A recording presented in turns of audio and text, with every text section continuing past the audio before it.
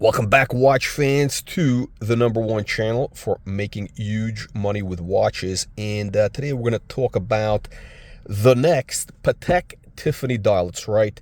The Patek Tiffany dials are, absolutely insane. They're trading at 3 times the retail price. Up to, it may sometimes even more, sometimes 10 times in the case of the Tiffany Blue Dial Nautilus, which is absolute disaster. But a lot of you guys have missed out on that boat, the double-signed dials. Of course, for any of you knuckleheads who don't know what double sign means, it basically means that where you have the retailer, can we see it here? No, we can't see it. Oh, there we go. The retailer's name alongside the name of the brand. This is something which you're seeing, you don't see it that much these days. You only see it really with Tiffany right now. I think maybe it was Bayer. Very few people are doing it. But anyway, look, the bottom line is, all the crayon eaters, the window lickers, they went absolutely crazy for anything with a Tiffany stamp. That's right, they went absolutely insane. These watches are trading at 3 times what the comparable watch is. Whether you're talking about Rolex, you're talking about Patek, whatever it is, right? Now, here's the reality. Tiffany is a mass market. It's a mall brand, okay? And that goes to show you the state of the watch market. The watch market, the collector market today, by the way, it's evolving rapidly, but today, most of the collector base in the watch market is basically, it's 100% buchiachs. You don't know what that is? You Google it. That's right, you Google it. Okay, we're talking about people with bad taste, mostly. Mostly people who, a couple of years ago, they were wearing Breitlings and Panarais, and now they think they're hot shit because they bought a Patek Nautilus in steel. Wow, unbelievable. And they bought it, twice retail, whatever they're paying. Now let me tell you something, guys. Tiffany is overhyped, and that gap, that spread, the delta as the kids call it these days, where something is trading at 3 times, 3 times retail, 2 times retail, it's going to narrow. It's going to be basically a very small margin, maybe 50% premium or less. Now the next one, the real sleeper, and by the way, a lot of the Asian collectors are getting wise to this. When we say Asia, we're talking about Hong Kong, honkers, singers, Singapore, the real sophisticated people. Possibly Japan. The next thing, the one that's a real sleeper, is Asprey. That's right, we're talking about Asprey. Let me see if I can zoom in on this. Asprey. Now look, Asprey, here we have a Piaget. This is a dual time watch. That's right, we got 2 time zones. We got the local time and we got buchiachs right there. Now, we're going to talk about the watch in just a second. This is a 70s dual time watch from Piaget. Unbelievably crispy mint condition. It's like almost never been worn. And you see this beautiful dial. It actually looks, it's actually incredible. Look at this guilloche dial. I mean, this is unbelievable. And in the sunlight, it looks absolutely amazing and natural in bright light. We have actually kind of a dull light right now. And we got 2 great British brands here who have had their ups and downs, shall we say. Bentley and Asprey. They're both owned by foreigners. That's right. Bentley's owned by the Krauts, and Asprey's owned by the Arabs these days. Look, and both companies are much better for it. These heritage brands have been saved by, like the British. They don't appreciate. They just, I don't know. The country's a hot mess. It's a hot mess. It's I don't even know what's going on there. But anyway, look. We're not here to talk about politics. We're here to talk about making money, where you can make literally massive, huge money. This watch, I believe, will be the next, get ready for this, $1 million watch. That's right. This is going to be a 7-figure watch. We just saw the Patek sale at Phillips auction. Patek sold for, was it 17 million, 18 million? I don't know, nothing special. That was a steel watch. Okay, sure, it was a perpetual calendar, chronograph, whatever. It was worn by, I don't know, Hitler's nephew or something in Hungary. Purchased in February of 1944. Interesting time zone. Of course, none of the watch wankers, these watch so-called journalists and scholars, they didn't think of it in the context. A watch being sold in Budapest, Hungary in 1944, February of 1944.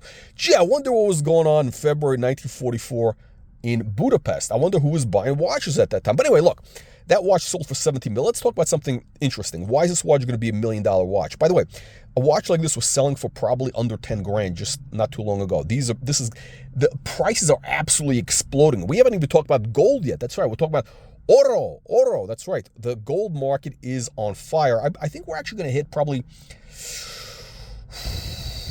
4,800, 5,800, 6,200, maybe 5,800. I think we're gonna see a crazy price. This watch is anyway. Look, here's the truth. Tiffany's a mass market mall brand. It's for pikers. Okay, it's for low life, degenerate, scum of the earth peasants. Okay, that's who buys Tiffany. Okay, people with money do not shop at Tiffany. Okay, Tiffany's a starter brand. Asprey is the real aristocrat's choice. Asprey has only one store. Okay, it has only one store. It's in Mayfair, and it was, by appointment to her queen, to the Majesty or Queen. I don't know if they have a royal warrant these days. I'm not sure. Is it by appointment to King Charles? I don't know who it's for, but look. Anyway, Asprey. Most of you buchiachs, you don't know about it, but you Google it. That's right. You Google Asprey. Super ultra exclusive. It's really basically they sell to royalty. Well, either it used to be the real European royalty, which was listen, these royals anyway, they're a bunch of chomos for the most part. These days, the European royals are bust, they're broke, so they're selling mostly to the Middle East. The Middle East, that's right, the Qataris, the Chomostanis, UAE, whatever, the whole story out there, right? And that's the main customer base. Also, Asia, like Japan, who gets it, okay? Honkers, they get it. They know Asprey, okay? And Asprey, you can still, for whatever reason, Asprey's not trading at crazy prices. Let me tell you something. Asprey sold far fewer watches than Tiffany. By the way, did you know that Asprey was the brand, the retailer that introduced Patek Philippe to the UK? That's right. If it wasn't for Asprey, there would be no Patek Philippe in the UK. And that's right. Tiffany was not the first retailer of Patek in the UK, in the US. I think it was somebody else. I think it was somebody like in Midwest or San Francisco. I don't even know. Possibly Tiffany, but Tiffany got famous later. But the reality is Asprey was the main. They really put Patek Philippe on the map. People don't know about it, but look, bottom line, this watch may be available for purchase. That's right. May be available for purchase, POA, as they say, POA. You don't know what that is? You Google it. You Google it. Price on application is what it means. All right, now we got a beautiful mint condition Asprey dual time watch. Now, I do need to say there is a slight issue with the watch. We have a mint, beautiful condition. Mint. By the way, here's the problem with these vintage watches. It's one of a kind. They're really all one of one. Why do I say that? Why have I always said that? Because condition matters. The odds of you finding another one in this condition is remote, okay? With a perfect bezel. The bezel, everything is absolutely perfect. Now, there's one issue, okay? Now, you got two movements here. That's right. You got two movements, just like this car has two engines.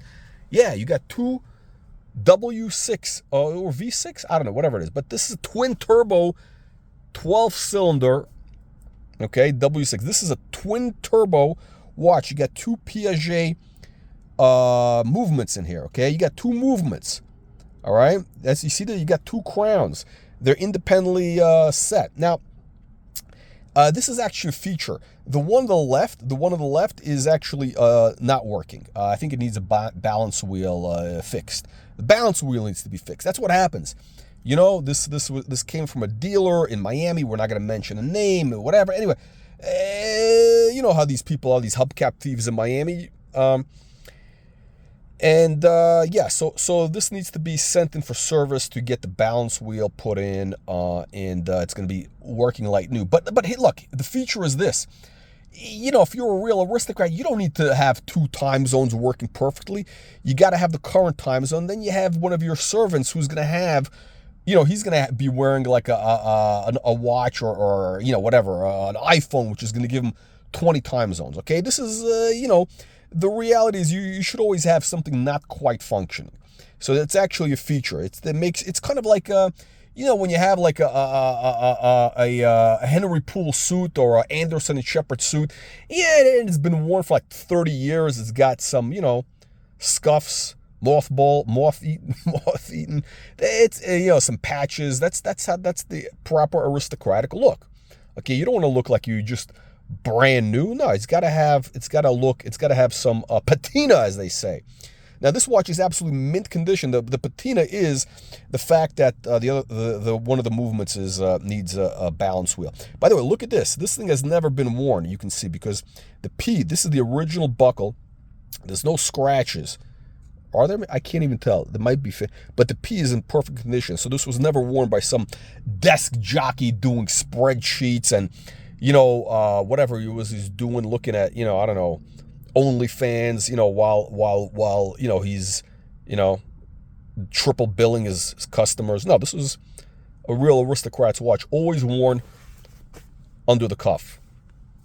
Anyhow, this I believe. Look, by the way, I think there's one of these guys, one of these Dutch lowlife degenerate vintage watch dealers who looks like Van Gogh's retarded brother. He's selling one of these for I think 25 grand. This one we're selling a little bit cheaper. That's right. It's a little bit cheaper. But the price of these is going all the way up. That's right. You Google it, all the way up. Like that song? Juan and Kino's favorite song, all the way up. No, okay, all kidding aside, I do believe these are probably going to be highly desirable, especially because of the Asprey. The Asprey thing is going to be huge. You Google it. That's right, Asprey. We've been talking about it on the channel a little bit. Asprey double-signed watches are going to be huge, very, very shortly. The Tiffany hype, don't believe the Tiffany hype, okay? The Tiffany hype is for buchiachs, chomos, and Kukastanis. You don't know what that is? You Google it, okay? It's for losers, all right? Tiffany's a mall brand. It is a mall brand. It's in every, middle America, low-rent mall on the planet. Asprey's got one store, and, they sell beautiful stuff. It's what Tiffany was, in 1893, okay, when Charles Louis Comfort Tiffany, was that his name? Or Louis Comfort Tiffany, whatever it is. The guy who made the lamps, okay? That's what Asprey is today, what Tiffany was 100 years ago, okay? Asprey is the real deal. Now, they're not even going to let you in the store, okay? You walk into Asprey is that on Bond Street or New Bond Street? I forgot. Listen, they wouldn't even let me in. Well, of course, I wasn't wearing this watch, and now if I come in there wearing this watch, they're going to realize that, I'm not some buchiach who just, made a few dollars from Bitcoin, some Bitcoin bro. No, this is a watch that, I'm an aristocrat. I've had this in the family for 3 generations, and that's why my Henry Poole suit is got some, the blue is getting a sheen on it because it's 24 years old. That's right. Unbelievable but true, and still fits perfectly. That's what happens. That's the look you want. Look at this. Unbelievable. It's like the bumblebee. Now, what you want to do is I would put this on a different strap. By the way, this is a shitty strap. It came with a strap. This is not the original strap. It's a shitty strap. What you want to do, I'm not even sure what type of strap, but you can do a very cool strap. I think I would do like a bright yellow alligator or crocodile from Camille Fournier. Bright yellow.